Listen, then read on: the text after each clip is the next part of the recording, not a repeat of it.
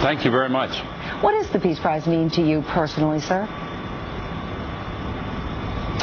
Well, it's an opportunity to communicate more effectively about the climate crisis because of the respect in which the committee awarding it is held. And I've been trying to tell this story for more than 30 years, Meredith, and I congratulate the Today Show on going to the Arctic and the Antarctic and the equator and really going all out to tell this story.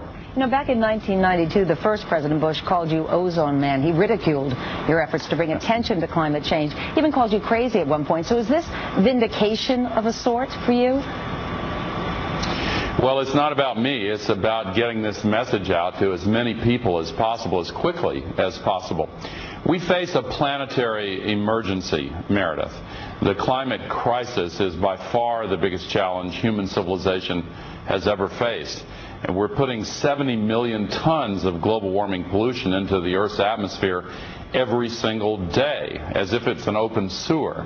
And that pollution is trapping a lot more of the sun's heat, and that's raising temperatures, melting the ice, making the storms stronger, lengthening and deepening the droughts, ironically also making flooding worse and moving tropical diseases into temperate latitudes and causing a range of other changes that are not good for human civilization. But the good news is we can stop it, and solving this crisis will lead to positive change that improve the quality of our lives. You know, you share the prize with scientists from the UN's Intergovernmental Panel on Climate Change, and one of those scientists, John Christie, wrote an op-ed last Thursday in the Wall Street Journal in which he criticized your dire predictions about the impact of global warming. He wrote, "I see neither the developing catastrophe nor the smoking gun proving that human activity is to blame for most of the warming we see." So what do you make of his assessment?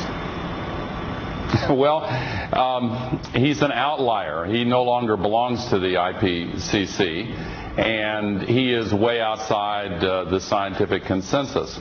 But Meredith, part of the challenge the news media has had in covering this story is the old habit of taking the on the one hand, on the other hand approach. There are still people who believe that the Earth is flat. But when you're reporting on a story like the one you're covering today, where you have people all around the world, you don't search out for someone who still believes the Earth is flat and give them equal time.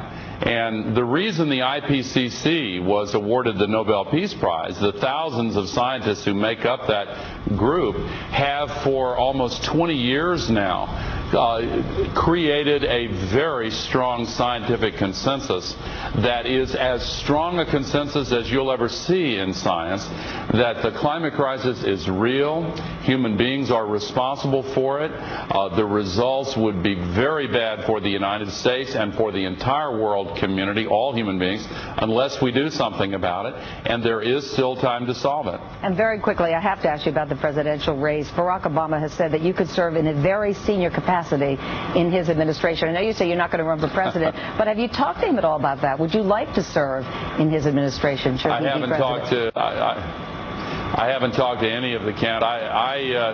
I have no plans to be a candidate myself, and I certainly have no plans to go back into government service in any other position.